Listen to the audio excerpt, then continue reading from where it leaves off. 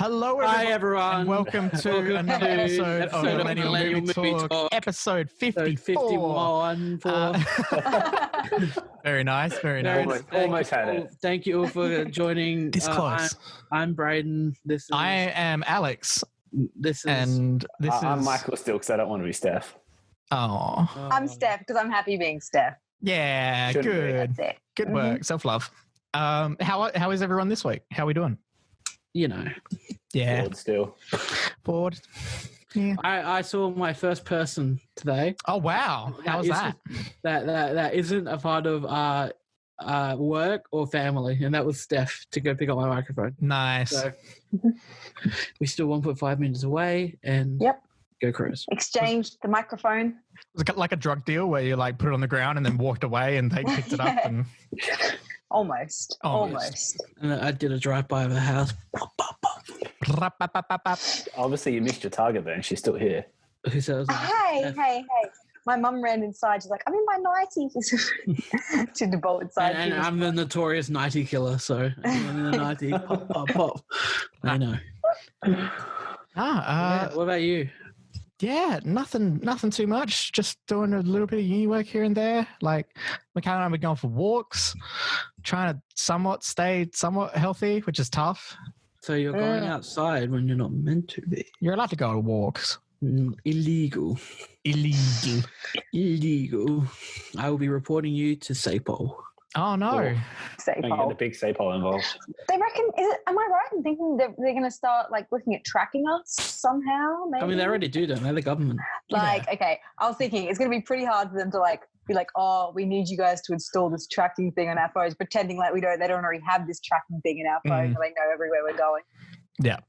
If you're not paying for it, you're the product, man. They're selling your data. Okay, let's move on. So confused. Let's move on from this. Do you guys want a question? Yeah, sure. About We're going to kick off with a question. About whatever. Well, here's the thing. We are normally meant to be kicking off with a question. We just forget the order all the time. The order? Oh, okay. Yeah. Okay. 66. I'm always forgetting. Go for it then. Let's hear the question. All right. So Give us a question. You can choose one this time, Braden. This is the rough I'll opening. choose one. Go for it. All right. I want to talk about what other Disney rides should get its own movie. So we've had Pirates of the Caribbean. We're getting Jungle Cruise. What else? Thing is, I don't know any rides. Yeah, it's I know weird. Movie World rides. I've been to Disneyland. I feel like you're the only one. The Millennial Movie Talk American correspondent for Disney. I'll give you guys a bunch of the other ones. Is there an Indiana I know Jones there's Space Mountain. Haunted Mansion was a film. That was the Space Mountain. Rides that haven't been made into films: the Space Mountain, Mr. Toad's Wild Ride, the log one, Splash Mountain. Is that Splash Mountain? No, that's a different one. What's the log one? Come on, Alex, you just watched that. Yeah, you're also asking us people Alex, you just watched that whole Disney Imagineering thing. I want you to try and sell me on a movie based on the log ride. Well, it's about a offshore company coming in to destroy a precious forest in America so they can convert all their logs to paper. It's Dunder Mifflin coming into a sacred forest. Apparently the government will let them, and it's a sacred forest, and they're chopping down all the trees, and the final act consists of our heroes riding logs down a hill on their way to destroy the convoy carrying more logs. Okay. I think he's hit the nail on the head. And there'll be a part where our heroes are on the log. Who am I casting in this movie? We're going to have environmentally friendly people. So I want DiCaprio. I want Tom Cruise because he'd do his own stunts, and him riding on a log for real would be awesome. Start the cast with DiCaprio and Tom Cruise. Is there a point where they do the whole like running on the log as it spins around? Well, of course. And then Disney will be involved, so we have to throw Brie Larson in there. So there are three mains, and I want a scene where somehow they're riding the logs down the hill towards convoy, but then there's a waterfall there, and because we got to give them a big reference and nod to the ride where you go down the water thing. Perfect. The Rock's in it too. So is he the same character from Jungle Cruise? The Rock is the log. One of the logs talk. Okay, so it's like a Vin Diesel situation. Oh my God. It's actually really funny. Yeah, the Rock playing the log, awesome. So the Rock is the log, and they've carved a hole out, and they're all in the log. They're strapped to it. They're going down, and then they go into this big waterfall, and then Tom Cruise jumps, and that's it. That's the cliffhanger. That's a literal cliffhanger.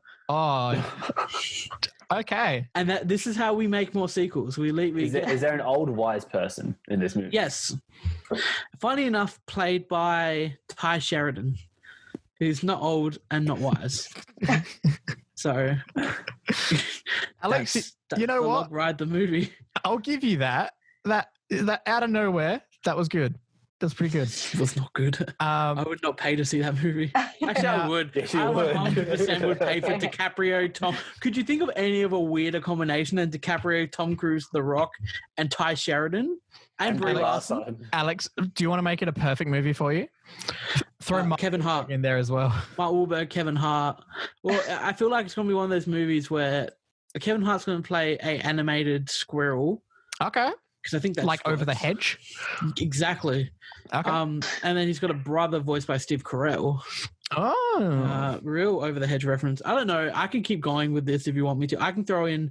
We could just bring the whole cast of The Office. Is there a Will Ferrell? There's always room for Will Ferrell. Will Ferrell will play the son. The son in the air. Will Ferrell. Like the baby in Teletubbies. Yeah, I was going to say, is it his face? Exactly. It's his face. You know what? This is all stop motion as well. Whoa! What a reveal! You should have led with that. And the ending shows that it's happening in Tom Brady's dream. So Tom Brady. Yeah.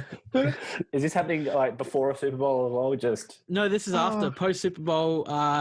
Is this like a fever? Is this a fever dream that he's had now that he's left the Pats, or maybe I don't know. All I know is that at the end of the movie wakes up with stop motion.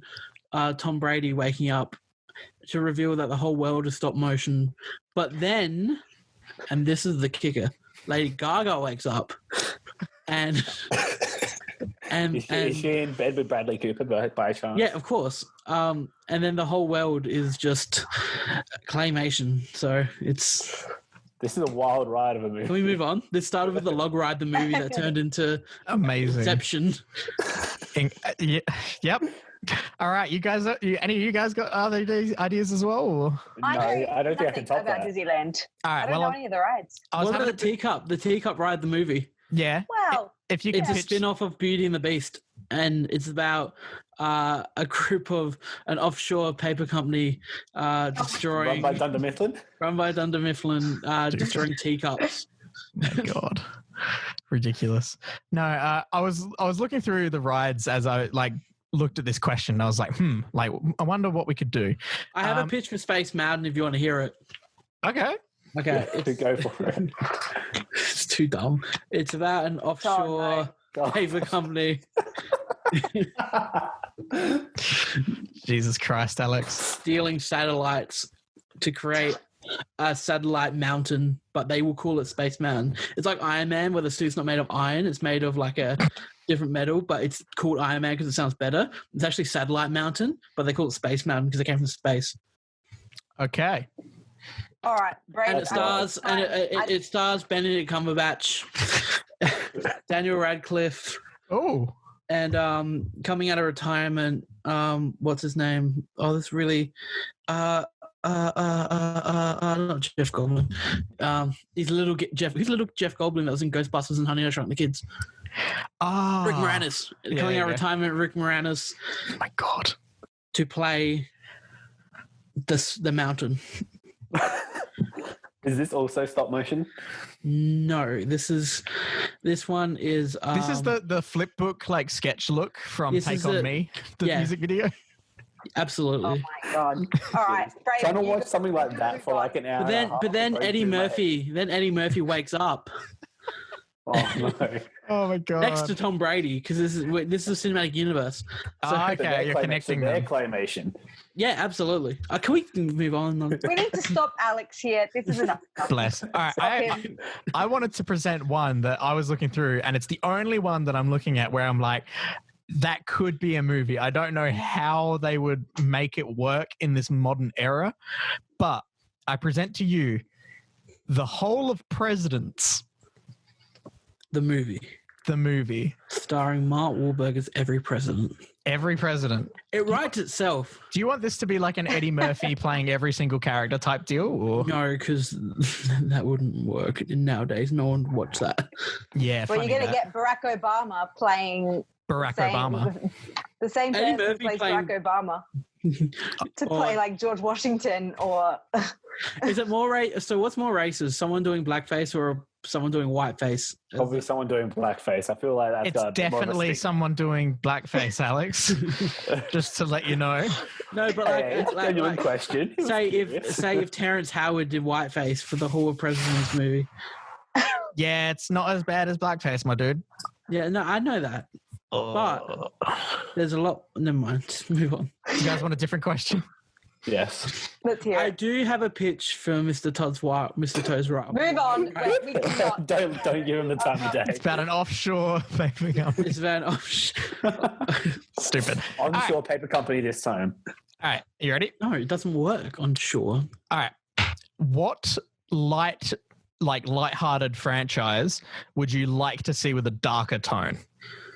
What's my franchise called that I just made then? Because that's pretty lighthearted. The Rock's in it.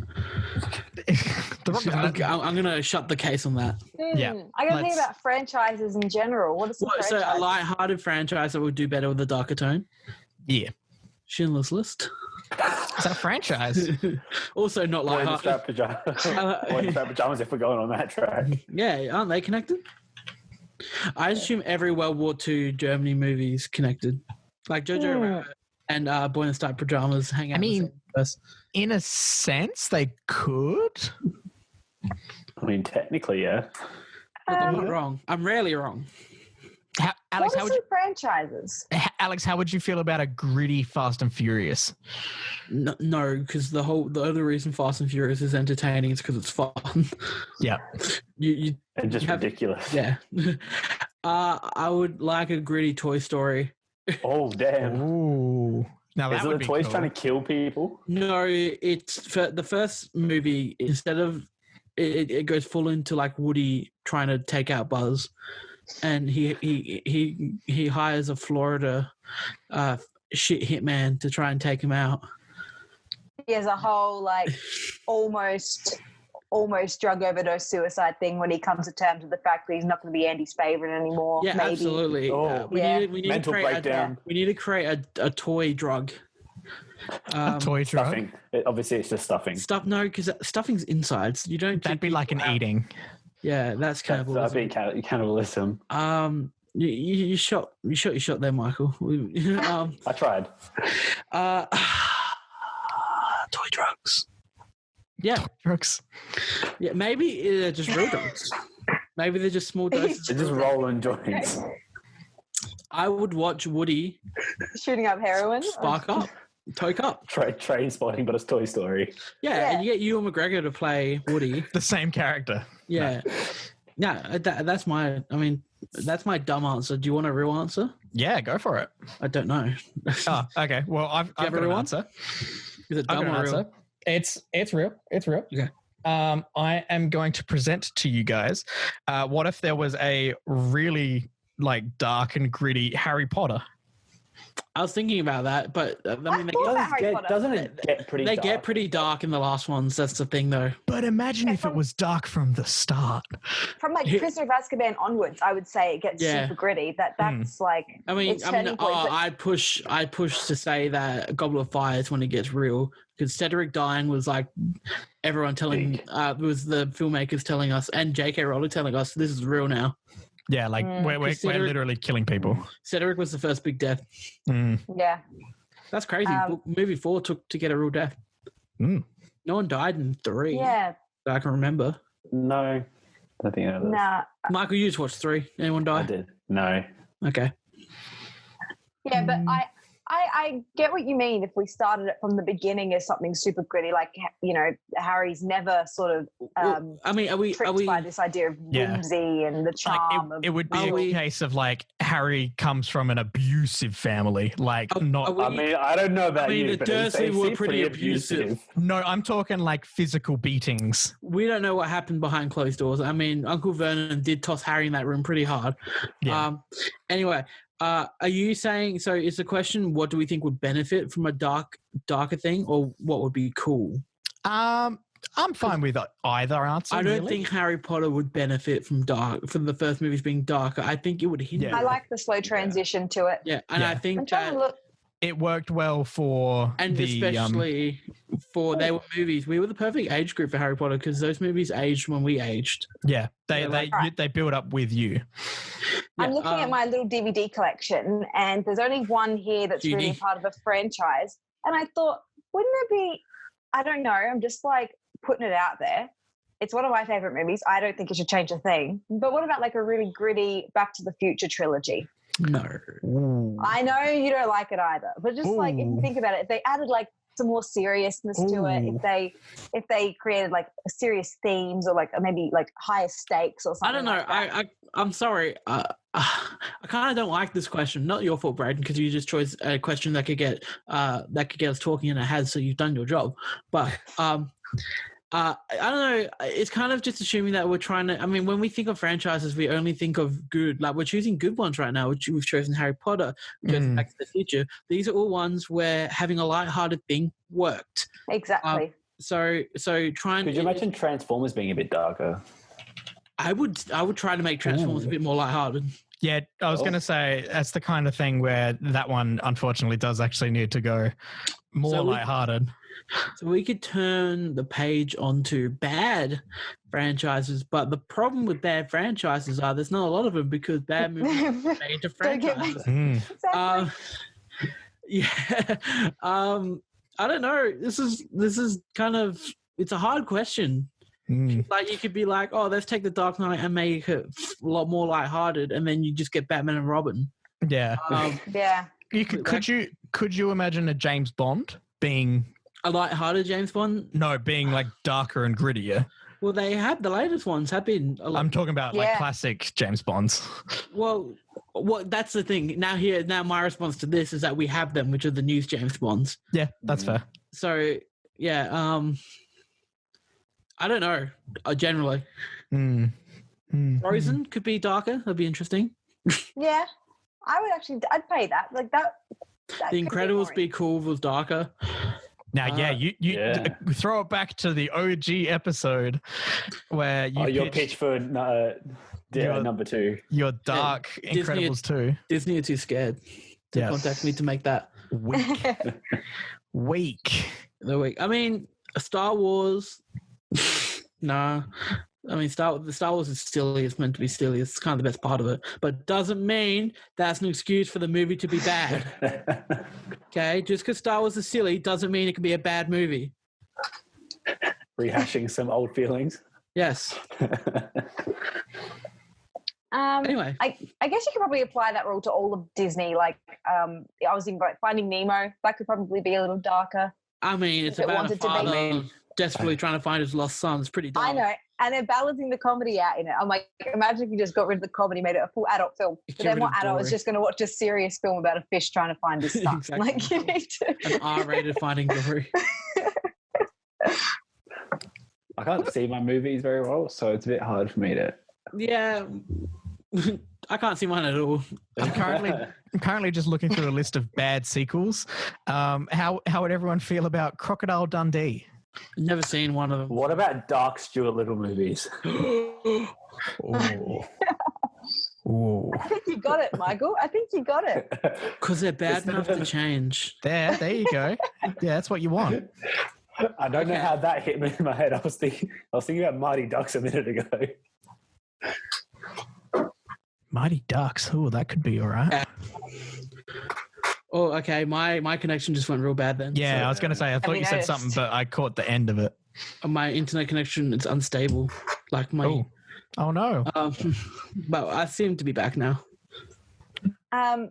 What about that was scary. Scooby Doo? The Scooby Doo. Good thing I'm not recording. Yeah, Scooby Doo could go. I mean, Scooby Doo was meant to be darker. Well, yeah, that's First right. one. Yeah, I remember you saying that actually during the commentary. Yeah. They're bad enough to change. God, I could do a darker Scooby Doo. That'd be pretty cool. Okay. I'm just annoyed that my computer said that my internet was unstable. Well, I mean, was it wrong? No. I mean, do I look fine? Am I? I mean, you cut out for a second, but you're all good now. Good. Sicko mode. All right. Do we want to lean into what we've been watching by talking about the little homeworky segmenty type deal? Yep. Hands up if you watched it today. I was like, we've got a whole... Oh, we all did. I watched it today. Yeah. Last night I was like, oh, shit, it's all fresh in our mind. I completely forgot until today. Yeah. So, yeah.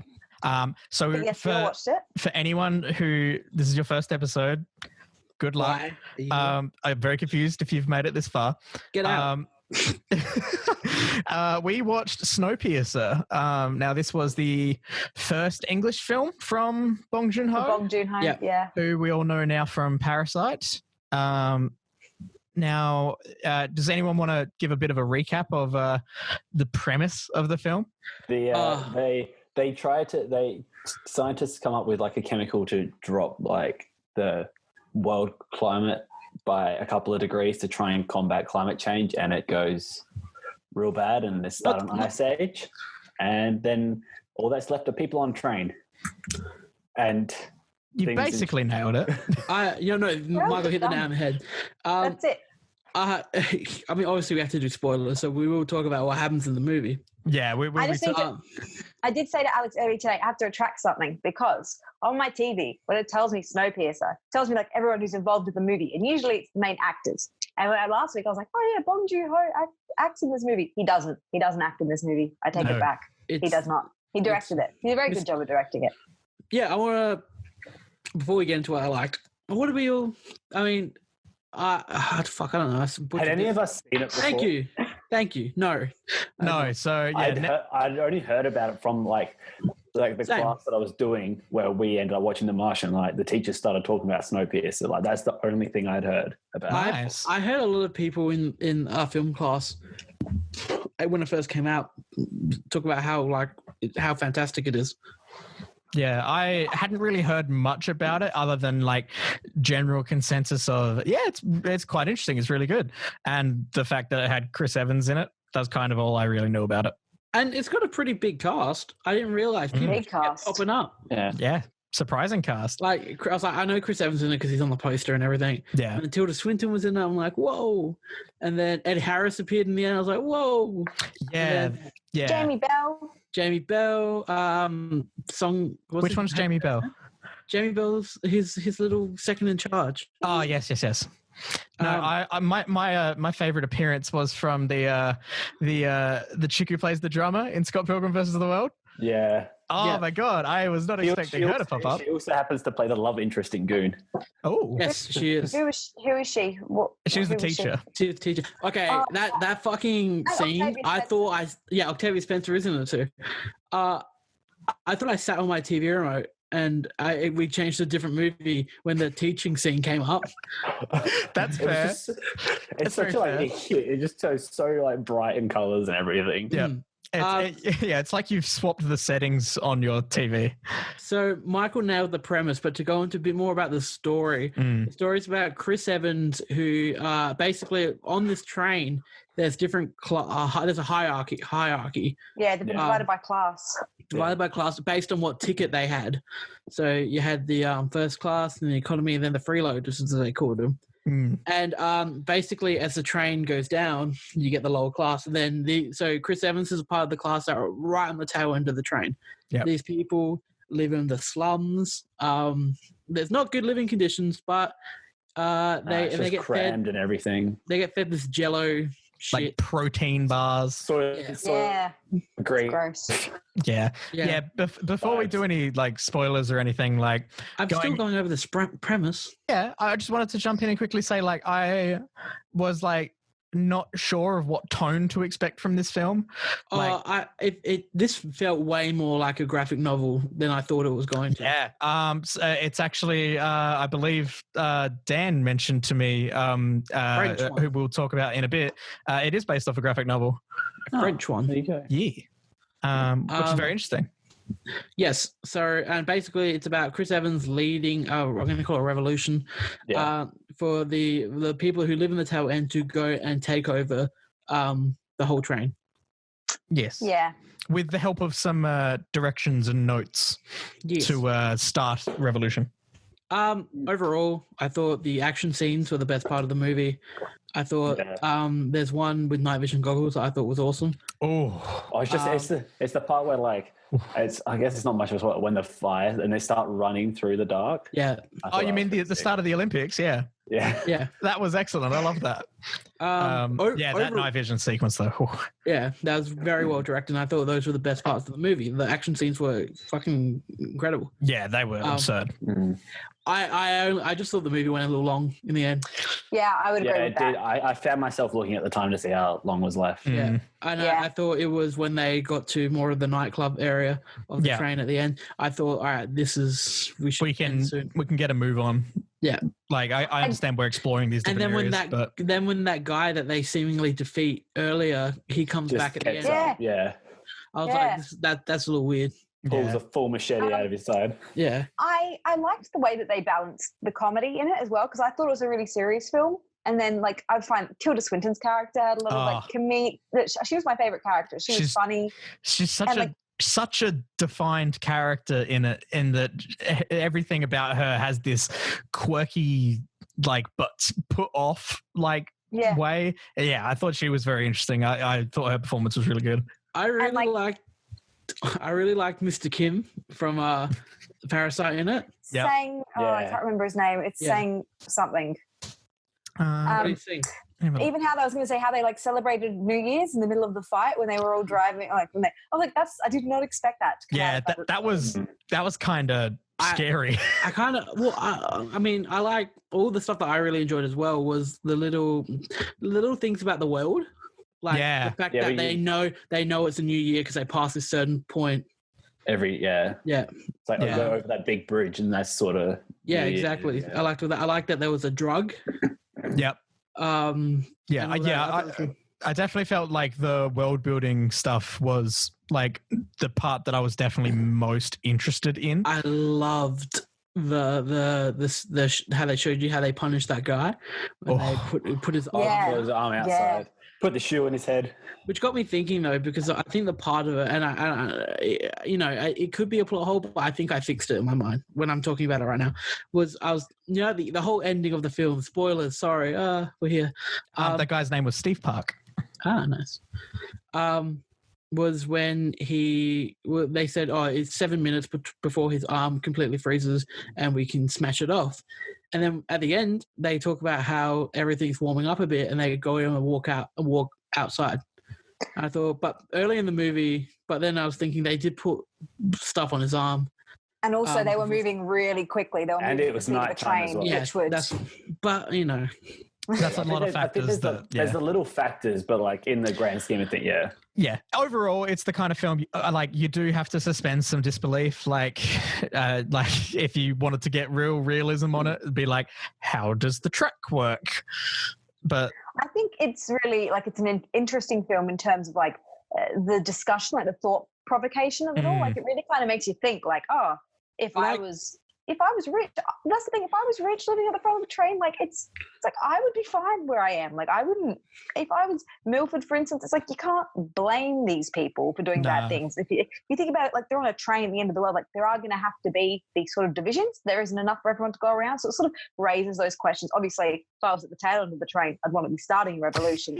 So it's like, it just depends. I feel like it's not the sort of ideal because there's the whole self-sustaining ecosystem thing. I feel like I get why like the population can't go over a certain point, but like the whole there's not enough for everyone. Like I feel like you could divvy out things. Like there seemed like a lot of stuff like on that train. Like if everyone got like the ideal equal bit, it'd be like fine. Oh yeah, I'm sure. I'm sure there would. But it's also just like, based on class.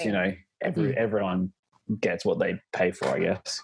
Yeah. Also, there was a lot of carriages on that train. There was a lot. I'm pretty sure there was more space than they claimed there was.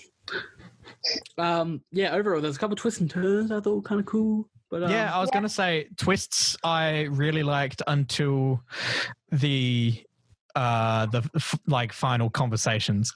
Like I won't lie, it threw me a bit when it turned into the end of the Truman Show.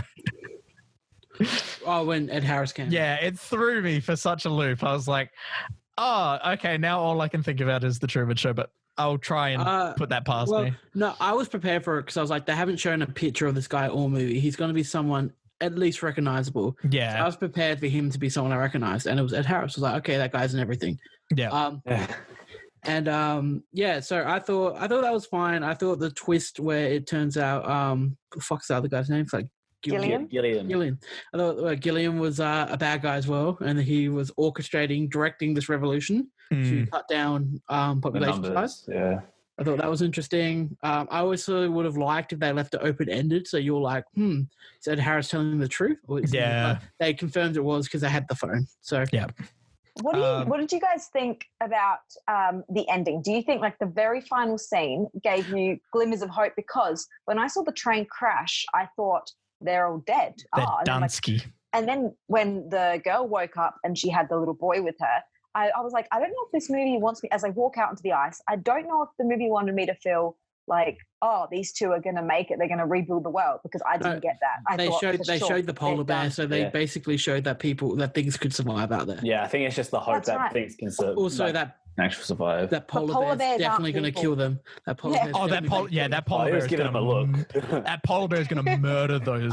Oh my god! Just thinking about it now, the fact that because Chris Evans was definitely on the other side, like he was further away from the explosion than they were. Like they're all hugging. Those two had their backs to the explosion. How did he die? Because he would have had them as little. It doesn't even technically show everyone dying. It's just, I think it's kind of assumed when it's just like, hey, like utter destruction of all the carriages. And maybe there's an after credit scene we missed where Chris Evans' hand comes out. He does a big thumbs up. I also want to know what when like the, because you know how like he clogs the cog. With his arm. Oh god, I hated that. The whole like that section of the engine just comes sliding out, and the kid gets into it. I was hoping for something cool to like come out of that part. Same. You never see those doors open until that point. Like, when Chris Evans what was the kid doing in there? No idea. Yeah, I gotta say, there was a lot happening in this film where I was very confused as to what was going on, and then it was so dark, like so much like uncomfortable moments. I did laugh at is when they finally get Tilda Swinton's character like in captive, and like the dude draws a picture and he puts the shoe on his head. He's just like laughing so much about it. I liked when they're all having sushi and she goes to eat sushi and they make her have a protein bar. Yeah. Made from bugs or whatever it was. Yeah, it looked like cockroaches to me. Yeah, it was just a bunch of CGI cockroaches, and Christ, it was disgusting. I actually thought that was going to be the kids. Oh. Yeah, I thought that was going to be the kids too. Yeah. Well, the whole cannibal monologue. That was cool, man. I was like, that the fact that was the dude. I felt like in that situation, Chris Evans like made the decision like you take the higher up or go back to save like the dude. Like you don't know the connection between these two. You just think they're friends for you know that's been trapped together. They had this idea together, sort of thing. Like you didn't know that. He ate his mum.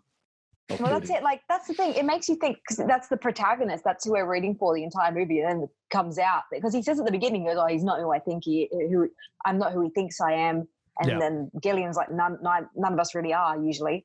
And then it's like, oh, well, no, he's actually a baby-eating, mother-killing. Oh, I love when he's like, I hate that I know that baby tastes the best. Yeah, that was so fucked. Oh, it was gross. But it's like, in those situations, like, they weren't giving him food. They had to do that to live. Like, you don't want to die. Instincts. Yeah. That's the thing. Although, I don't know. I can't say because I've never been that hungry, but I don't think I would be eating a baby before starving to death. I just don't think I would. But now I'm thinking about It's the survival. They literally eat the weakest, and obviously the babies are the weakest. Well, it makes sense when you look at it like that. It does. Thinking about it now, and I might just accidentally break the movie for us. Oh no. If Gillian was a bad guy as well, do we really think he'd be chopping his arm off to feed these people? That's commitment to the role. Because he was the one, if I remember, that chopped his arm off. First. Yeah, he was the first one to save the baby. Yeah, that's commitment to the bit. So I don't know if he was. But evil. like, I feel.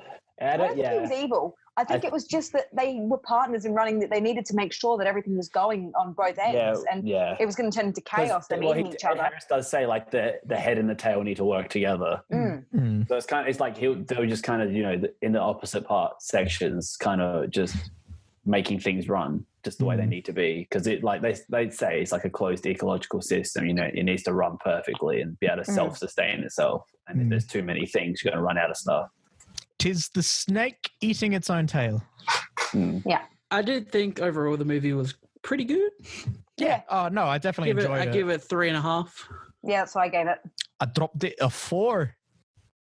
Great. Oh, you gave it 4? Yeah, that fucking the shooting across the train. That shot. Oh, I love that idea. It was a cool idea, I guess. Michael, what did you give it? I haven't rated it yet. I think I'm sitting on about 3.5, 4. Yeah, in that range, I guess. I haven't rated it. I kind of watched that, then jumped straight into watching something else. Okay. You know what this means now, though, for next week's homework segment? Yes. It's Steph's turn. You're all watching A Fish Called Wanda. Me and Alex have vetoed this. We all get a veto. And Michael vetoed. No, you don't get a veto. We put it on camera last week. It's Fish Called Wanda time. And Michael and I worked out if we merge use two vetoes at the same time, it vetoes anything said on camera. It doesn't veto anything. That's the power of the double veto. Are you guys ready? Are you guys ready? What? I'm vetoing the double veto. No, you can't because you only got one veto. Well, I'm vetoing you need at least 3. Veto too. No, you need 3 vetoes to veto double. I'm a woman. Don't I get 2 votes? No, you don't. Equality equal. means you get the same amount of votes as us. Okay, the point is, last week he made executive decision, too late to veto. We got it on camera. We got the receipts. It's on Stan. Unless you want to be watching an anime next time it's my turn, you can be watching A Fish Called Wanda. I don't have Stan though, so that's going to be an issue. Yes, you do have Stan. Yeah, I don't. And if not, I'll post the Blu-ray to you because I've got it. I don't have Stan, sorry. Well, then I'll send you the Blu-ray. She's really passionate about this bloody movie. I'm quite passionate about it. I want you to watch it. I know you'll like it. I was going to say the funniest thing that's going to happen with this is if we get here next week and the two of you are like, yeah, it was actually a really freaking good movie. What if I shit on Please go into it with an open mind. No, go into it with an open mind. I just don't watch it? Why don't I refuse to watch it? You can't refuse. It's your homework. Well, that's just boring. You're going to watch the homework I need to do, Steph. I have homework too. It doesn't matter.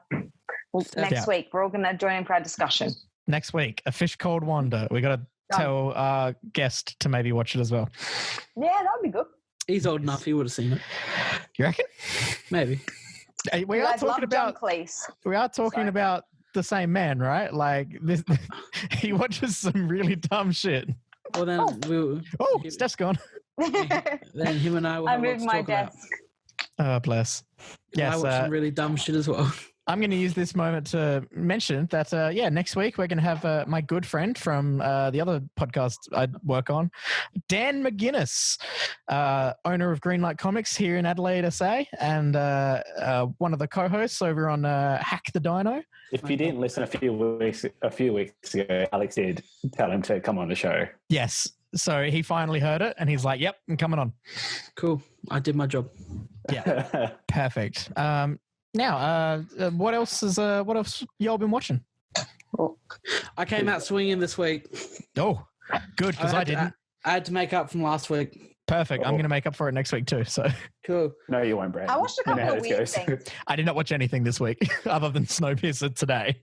Right. As Alex would say, I was at my dad's this weekend, so you could tell when I watched some weird stuff on my letterbox. That's why would Alex say that? That's fair. Because you said to me the other week when I was watching those weird movies, you're like, "Are you at your dad's?" That is true. Okay, yes. So I watched 1, 2, 3, 4, 5, 6, 7, 8, 9, 10.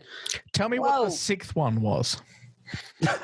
1, 2, 3, 4, 5. Avengers, the first one. Wow, really going out there, aren't you? Yeah, Avengers 2012. Can we guess what he's been doing? I watched. Are you ready? Yep. I watched Rise of Skywalker again. How was that? Not good. It's still only. If anybody out there in our community of a very small fan base feels generous, can someone get me the art book for Rise of Skywalker? I really want to look at the concept art for the different stuff. Please don't put your hard-earned cash to buying Braden stuff. But if you're going to do that, I really want the Charlotte Tilbury magic cream as well. So if anyone wants to just buy me the Charlotte Tilbury magic. Look, no, hey, we're just putting out requests. I request that Steph goes away. I request that I get a. I request that we don't have to watch. Wait, what did Alex want? That's not happening. Just a case of Pepsi Max. Oh, that's a pretty good one. That's pretty good.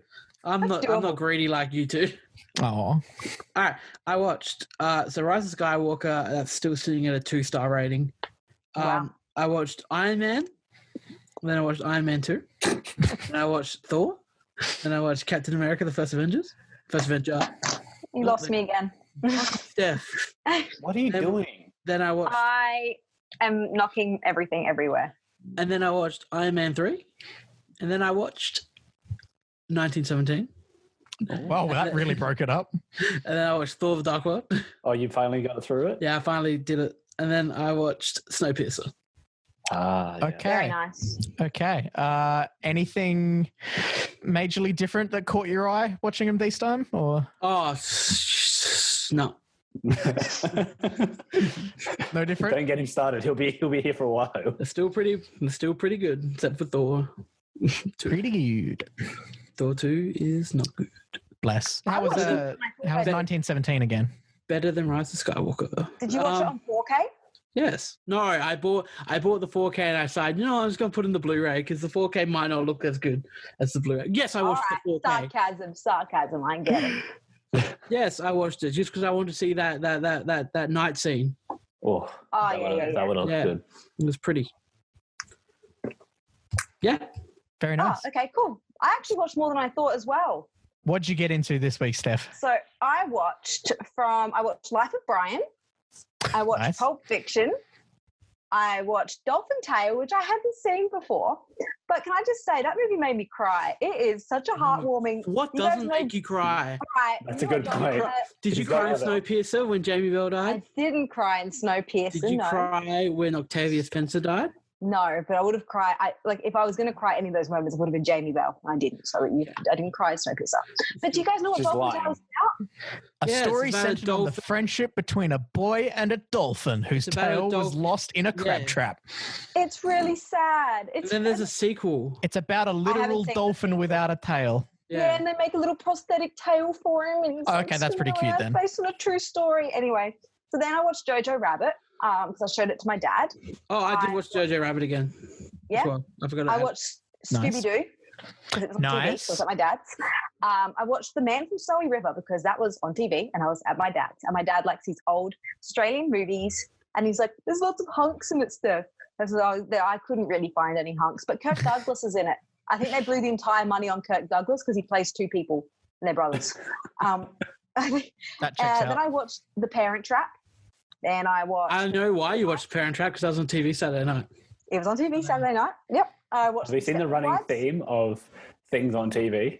That's what happens when I'm at my dad's, because dad doesn't have Netflix or Stan or Wi-Fi, so I just watch whatever's on TV. Just watch some random stuff on TV.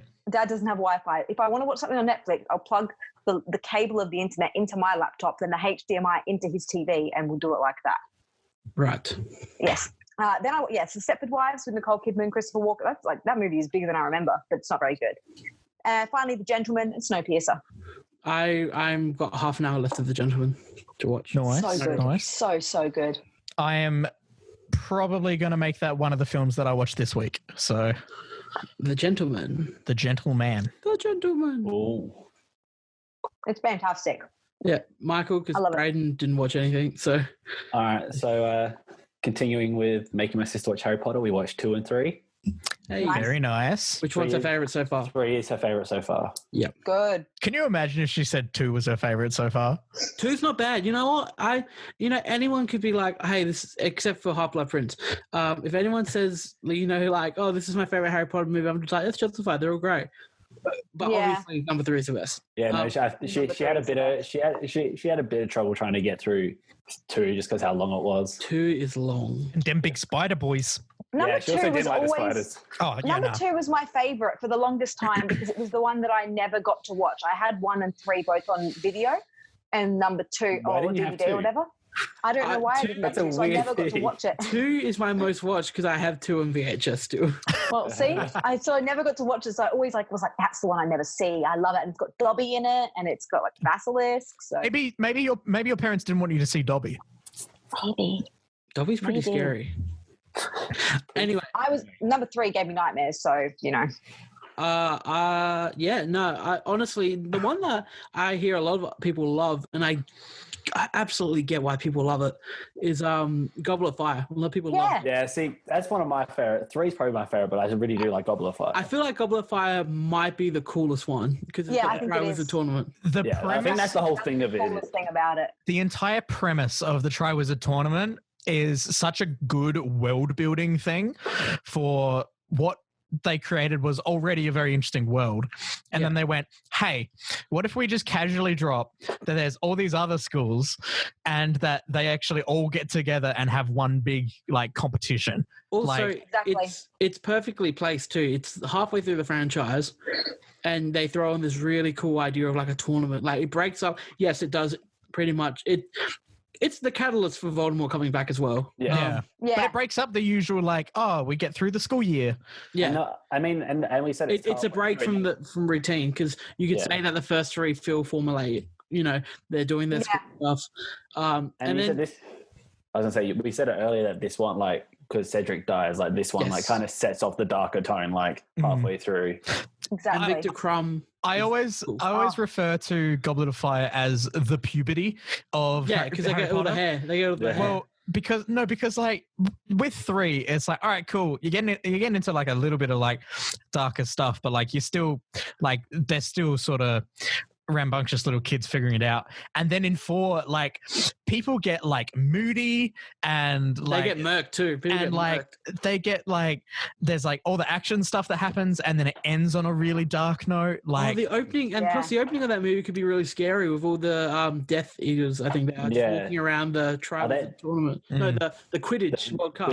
World Cup. Yeah, but even the beginning of 3. See, 3 was the one that it kept me up at night. The transformation when he turns into the werewolf at the beginning. As a when you see him werewolf. howling against them, it's disgusting. In the beginning, you don't mean the end? At the beginning of his transformation, when you see the shot of him against the moon and he does that howl, I had to shut my eyes during that. And even at the beginning of the movie, when Dudley gets it by the Dementor, it's Harry Potter. That's 5. Harry Potter's werewolf transformation and its idea of what the werewolf looks like is one of the grossest ones I've ever seen. It's so cool. It's cool. Yeah, it's cool. It's different. But it takes away from the big hairy thing. It's it's it's really short scrawny, hair, lanky, long limbs. I just refer to Goblet of Fire as the one with the hair. Yeah, everyone's got long hair. Everyone, even the side characters have hair, long hair too. Peter Pettigrew's transformation is scary too. Yeah, it's a gross one. I do want to shout out, since we're just mentioning all this Harry Potter stuff, Michaela and I going through and watching the Star Kid musicals on YouTube. We just watched a very Harry Potter musical sequel, and that one is just as good as the first one. I highly recommend. It's very, very dumb and very, very funny. I don't think any of us have still checked it out yet. Guys, one of these days you will, and you'll love it. Soon. Moving on. I promise. I also started watching Tiger King. I've got 2 episodes left, I think. Started, so you've almost finished it. Yeah. Okay. Yeah. I say 5 episodes is a bit more than starting it. But yeah, no, it is very interesting and fucking crazy. So Carol Baskin.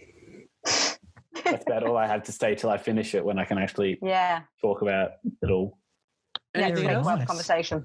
No, then just continuing with Community, I guess. Nice. Nice. All right. Do you guys want another question to round it off? I think we should go to Michael's segment. Sporty boy. Because I did watch something else, but here we go. The sport music is going to play. it's good. Alrighty. There we go. So, I think it's pretty obvious what the hell I watched, because if you don't live under a rock, you've been on social media for the past about 3 days. It's been the only thing anywhere. And what is it? The Michael Jordan documentary. Yes, I legitimately didn't realize that this had come out because it's like part it came one out or yesterday, something, isn't it? Yeah, so episode 1 and 2 this weekend. So they're releasing 2 episodes like the next 4 weekends or something. Okay. So I watched only the first episode, hence why I watched that straight after Snowpiercer. So nice.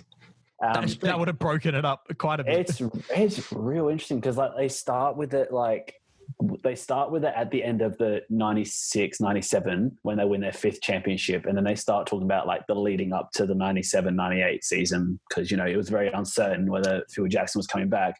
And then they just jump back to like his Michael Jordan college and rookie year. And they start talking about that. And there's so many people, like they're talking to like past NBA stars, past coaches from college, teammates from college. They talk to Barack Obama, and it does under his name when they show like, who they are. It doesn't say former president. It says former Chicago resident. Nice. They don't even acknowledge he was president in it. I like that. Oh my goodness. That is. Yeah. And it's just real interesting because like this kid just came in and like Chicago at this point, like was like the Bulls were not a big thing. Like it was all on baseball, whether you're a Sox or Cubs fan, like that was it. Yeah. And then Michael Jordan comes in and something that was, 2/3 empty, like the arena most times, this rookie year goes to being like sold out every game and like everyone knows who they are now. Like he changed this team. That sounds interesting. I might have to give it a watch. I mean, I know nothing about basketball, the NBA or anything like that, but I would be interested in seeing that because my dad like really admires Michael Jordan. He always talks about him. So I might have to show him actually as well.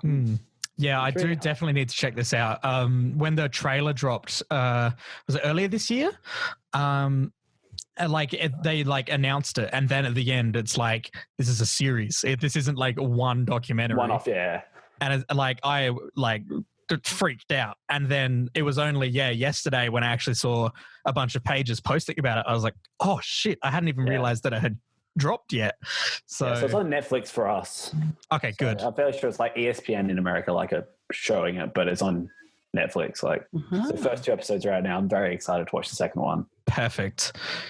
Why is it called The Last Dance? Because that 97-98 season was Phil Jackson's last one. So they're going for like the 6th championship, but going into it, Phil Jackson's contract the coach only got renewed for 1 year, and like the GM said, this is your last year. So he kind of called the season The Last Dance because they were going to try win it all again last time before they the Bulls went into rebuild mode. And, because people like Pippen and Rodman were getting kind of towards the point of that peak of their career, like they were aging and stuff. Like Michael was still going strong, but a lot of the team were aging up. It was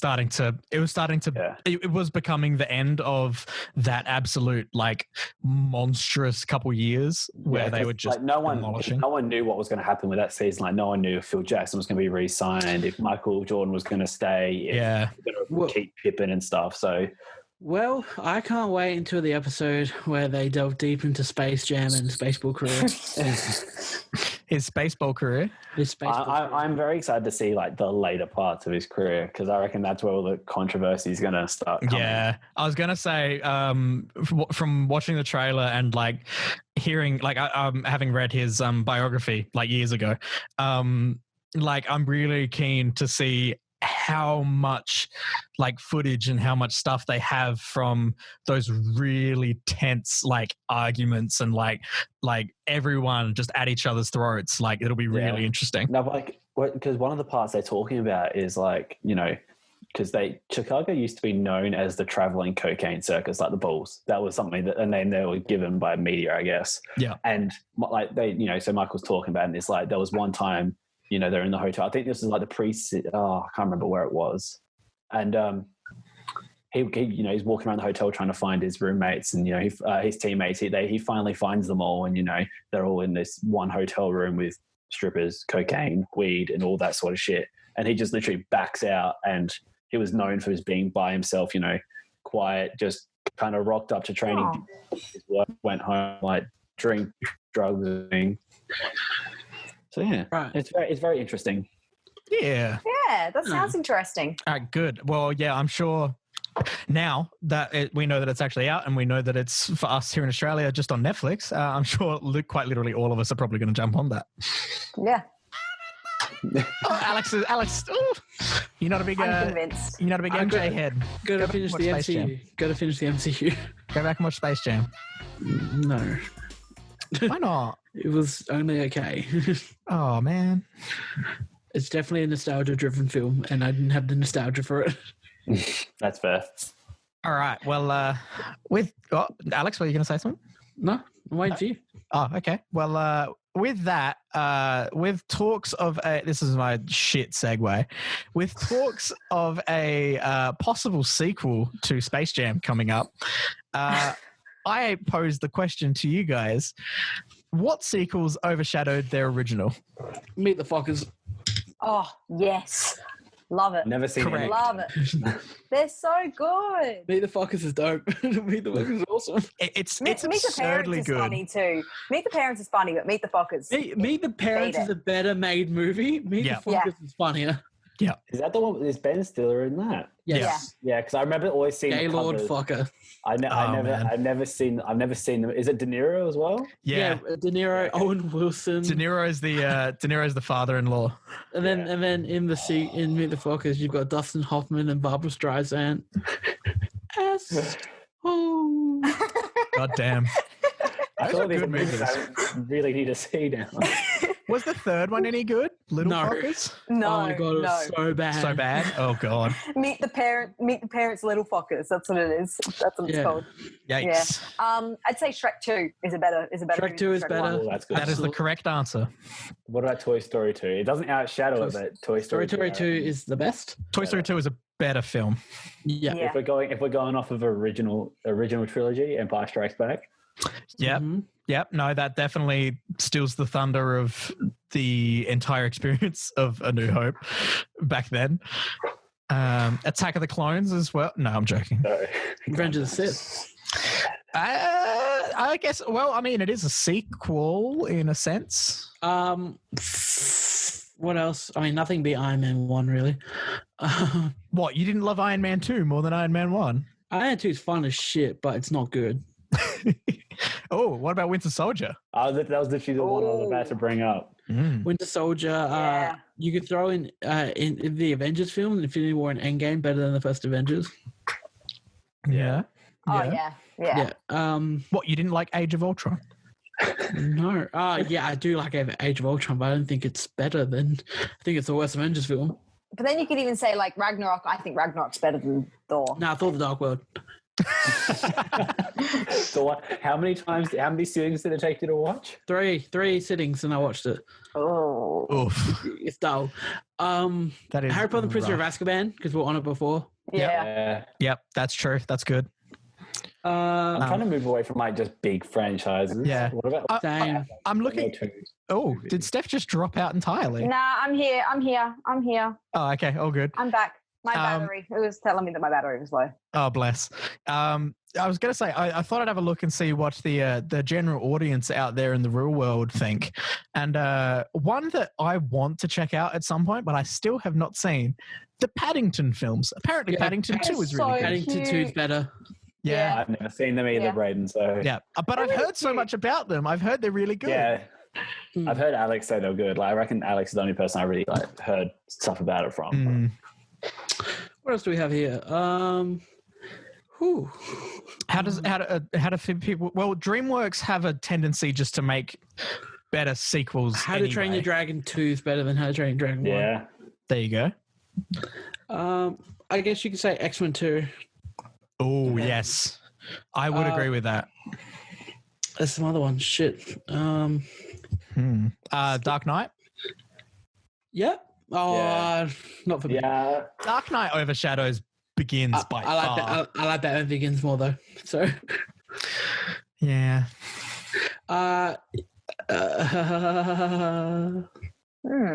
Spider-Man 2. Spider-Man 2, absolutely. Spider-Man Far From Home. I was asking a question. What about Far From Home and Homecoming? Diary of a Wimpy Kid, Roderick Rules. Good movies. I love them. Are they legitimately? I mean, number 2 is better than... Definitely number 2 is better than 1. So Okay. that statement is true. Some people would say Home Alone 2. I would. I've only ever seen Home Alone 1. I've never seen any of the others. I do. That. Number 2 was the one that I watched more when I was younger. So Exactly. That's my position as well. I watched 2 way more as a kid, so I think I'm connected to it more. But yeah. This one is keeping on the Christmas theme. National Lampoon's Christmas Vacation. Nope. National Lampoon's 1 is the best. Okay. That's not only my opinion, that's everyone else's opinion. I couldn't tell you the difference between them. I don't really remember. Is Die Hard 1 the best one? Yes, absolutely. Number 3. I heard Terminator 2 is better than number 1. Sorry, that's just T2? Yeah, T2 is better. T2. Not saying T2. Shrek the Third.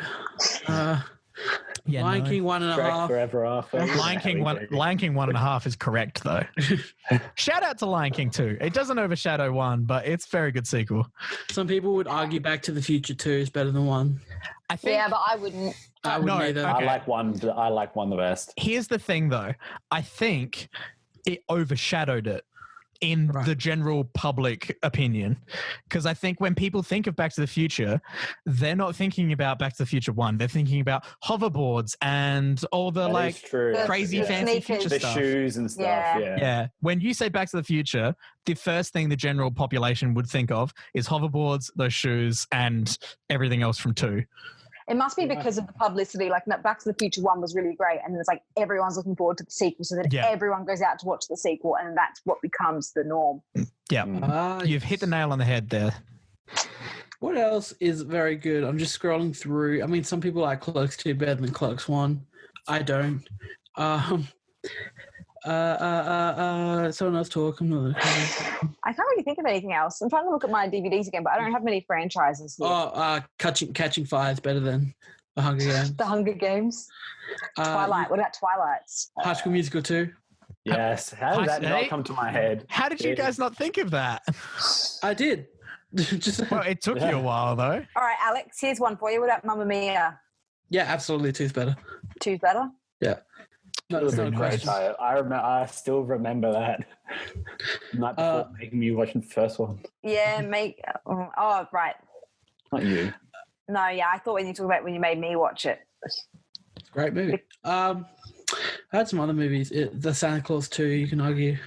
Yeah. I like the Santa Claus. I think the Santa Claus, is that the one with Jack Frost, number 2? No, number 3. So you push number 3. Yeah. I don't know. The entire Santa Claus franchise is excellent. I love the Santa Claus franchise. Sequels. Santa Claus. Wait, hold on a second. I'm just having the realization. Does Santa Claus 2 kind of follow the same sort of storyline as Spider-Man 2?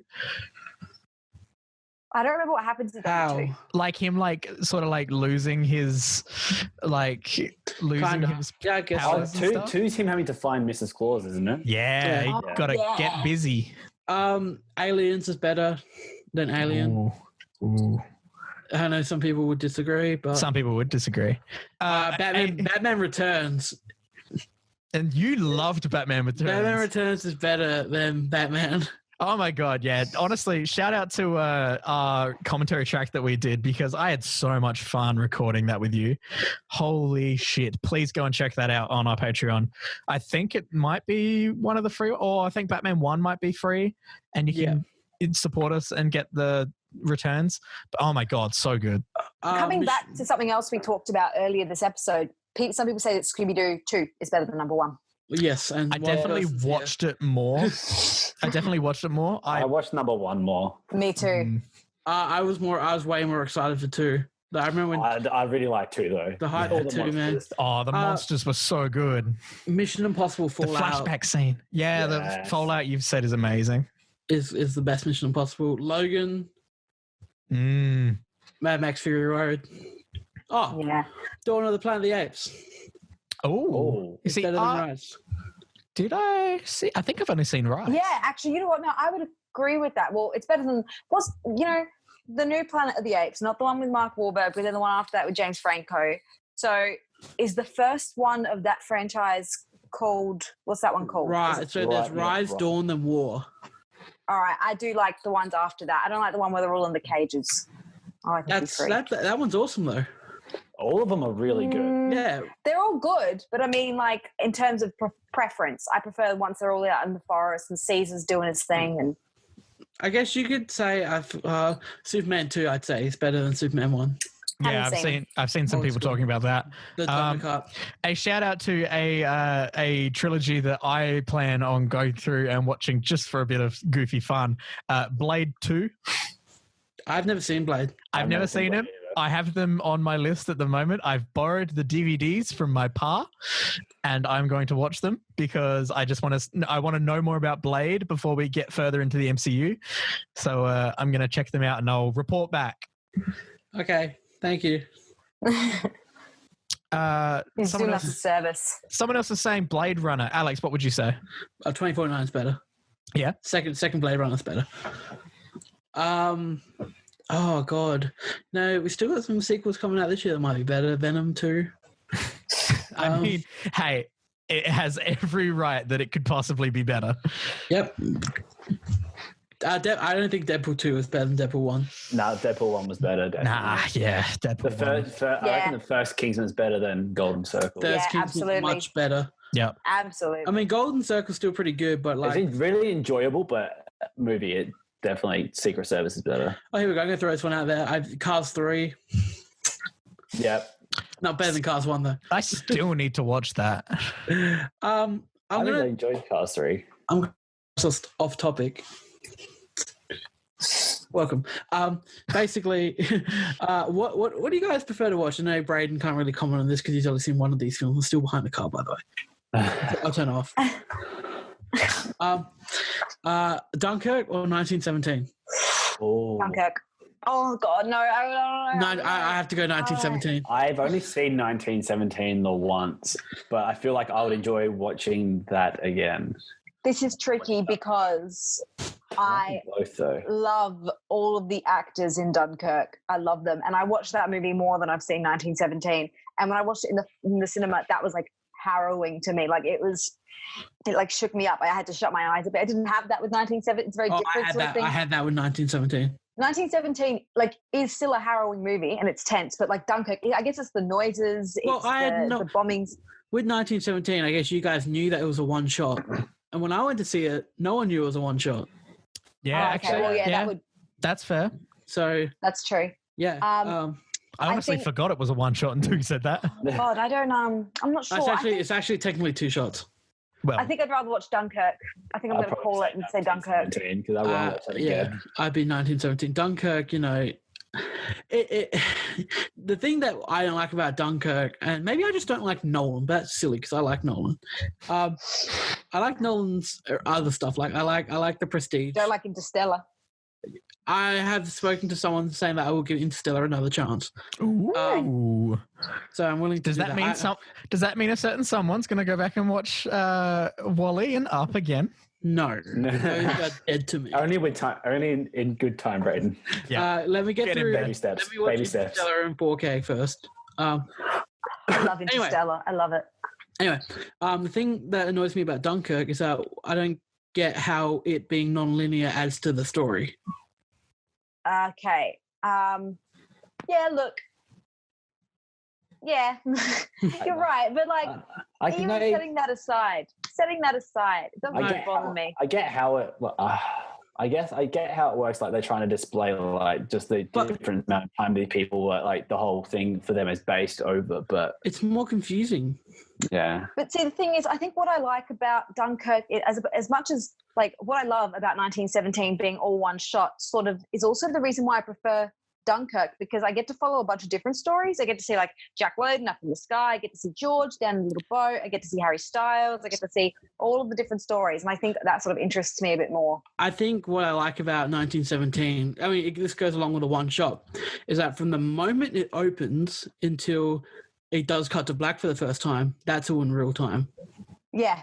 I agree. That's really interesting to me as well. Yeah, I was going to say, weirdly, they're both great movies. Weirdly, they are both the opposite side of the same coin, where one is looking at things across time, in the sense of you've got these different scenarios all going on, one being for a longer amount of time, one being a shorter amount of time, one being a very short amount of time, and then you've got 1917, where the amount of time you are watching the film, that is the amount of time that is happening.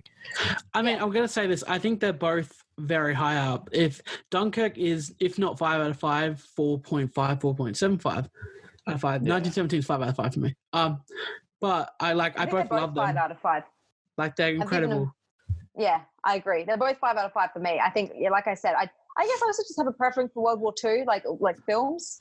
Well, there's not many World War I films. There isn't. If we have time, are we all right for time, or we can do go for it. I was gonna say, what other than those two, what is like the best war films? Okay, it doesn't have to be exactly World War II. I mean, you could go Saving Private Ryan. You can Schindler's List is good if you want to count that. I feel like people would say Hacksaw Ridge. Like Hacksaw Ridge. I wouldn't say it's the best, but I'd say it's a damn good one. Yeah. Yeah, I remember when Hacksaw Ridge came out, and it didn't really blow up that much, I feel. But then, like, you were like saying that it was good. Really good. So yeah, I mean, some of Hacksaw Ridge is a bit silly now you think of it. But then, what counts as a war film? Like The Pianist.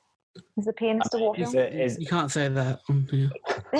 Is it classed as a war film though? Like, well, it's about a pianist who Here's the thing. Would you call Jojo Rabbit a war film?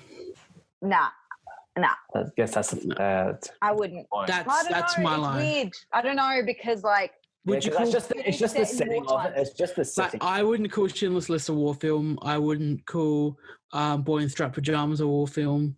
That's it. I guess war film I associate with the fighting, and even though there's a battle at the end of Jojo Rabbit, I don't know, but it's set in wartime. Yeah, that's what the thing. Yeah, not going off of just the setting, like war film. You wouldn't call about the battling and stuff, not just about like people that aren't, that are off doing other things. So nothing about like the schematics or what's going on behind the scenes in the war and the strategy. Perfect example is hang on. No. I feel like going behind all that still counts. It's just, is it like a separate story, a singular, contained story being told in the time that a war's happening? I feel like that's the criteria for if it not being a war film. Like, I wouldn't consider Inglourious Bastards a war film, but it's a contained story set around a war. Yeah. Right? You wouldn't call it, okay. But like films, it's also fiction. But films with like you're saying, schematics and tactical stuff happening behind the scenes, I call that a war film. Oh, so okay. If it's not that the general's talking about tactics, like that I haven't seen Schindler's List, so I can't. I can't speak on that. So the idea of like someone saving the Jews by hiring them to work at his munitions factory and all that sort of stuff, like it's not necessarily about the fight. So if it's not about like the fighting and the battles and stuff like that, tactical or not tactical. I think what we found is a weird grey line of what's a war film or not. It's transparent. Saving Private Ryan, I think, is definitely it's up best war film. It's definitely up there. It's very good. I don't know too many other war films. Is Casablanca a war film? Yeah. It's set in the war. It is. I've never seen it. But I haven't seen Casablanca. That's not a war film. I mean, I've seen a couple. I've seen some pretty average ones. I've seen this. There's one called Gallipoli. I had to watch that in school. Yeah, I think we had to watch it in school. I don't think I actually watched it. There's one that I enjoyed. It was called Enemy at the Gate. It was just it's about these two snipers, and like they're just in like this kind of war dogfight against each other. Like they're just trying to get each other, and that's like cat and mouse. That's the word I was looking for. Yeah, it's like a cat and mouse chase between these two snipers. I think it's a Russian and a German sniper. Okay. That sounds cool. I would American Sniper, I guess. I was gonna say, I guess that's it. The Hurt Locker. The Hurt Locker is amazing. Black Hawk Down. Apocalypse Now? Is that the one that I'm thinking of? I haven't seen it. It's Good Morning Vietnam. It's very highly rated. I haven't seen it either. Good Morning Vietnam is. That's good. Yeah. To be fair, when I first asked this question, all I had in mind was like World War I and II, and then I realized, there's modern wars. There's a lot of wars. There's the Civil War. There's the Revolutionary War. Captain America: Civil War. Great war film. Infinity War. Come on, keep throwing that at me. Is a war film. He's in fact a war film. It is. That 20 minutes in Forrest Gump. I mean, it is a war film. I haven't seen Forrest Gump, so. Oh, Steph. I know. It was on the other night, and I was like, I have no desire to watch this movie. It's so good. I just have no desire to watch it. I get uncomfortable when I see Tom Hanks acting like that. How was that? That Fury. How was that? I've never seen Fury. A lot of people. I know a lot of people who like realistic World War I stuff. Really like Fury. I liked Fury. I thought it was good. World War II, sorry. Steph, how's The Wind Rises? I have not seen The Wind Rises. I have not seen The Wind Rises either. I have not even heard of it. Tis an anime from Miyazaki. Films. Is it? Oh, Grave of the Fireflies. Don't say it. I knew it. Don't say it. That is a freaking war film, all right? And that is... Don't even get me started on it. Did anyone go see Midway? No. Okay. Was there any? Like, did it get good ratings? Nope, not at all. All I remember. Does that mean the AVA is? Oh no, I don't think it's AVA. The only part I remember from the Midway trailer is Patrick Wilson going, "Washington's wrong." Also, Lone Survivor is a pretty cool war film. All right, just to sell you guys on this, one thing with this The Wind Rises, the one from Miyazaki and Studio Ghibli. I shit you not, the English voice cast has Joseph Gordon-Levitt, Emily Blunt, John Krasinski, and Martin Short. That's awesome. All right, I'm sold. I'm going to watch it this week. But that's what I was going to tell you, Braden. I think I've said it to you before, but just to remind you, because I know you said you want to start watching more of the Ghibli films. When you watch Howl's Moving Castle, which is my favorite one, watch it the English, because it's, like I said, Christian Bale, Lauren Bacall, Billy Crystal. It's like a really good cast. I mean, I feel like when we're talking about war films here, we're kind of not talking about a lot of good ones, because we haven't even touched on stuff like The Great Escape, Dust Boot, Dust Boot is good. Platoon, Full Metal Jacket. Full Metal Jacket. We Are Soldiers. Empire Life is Beautiful.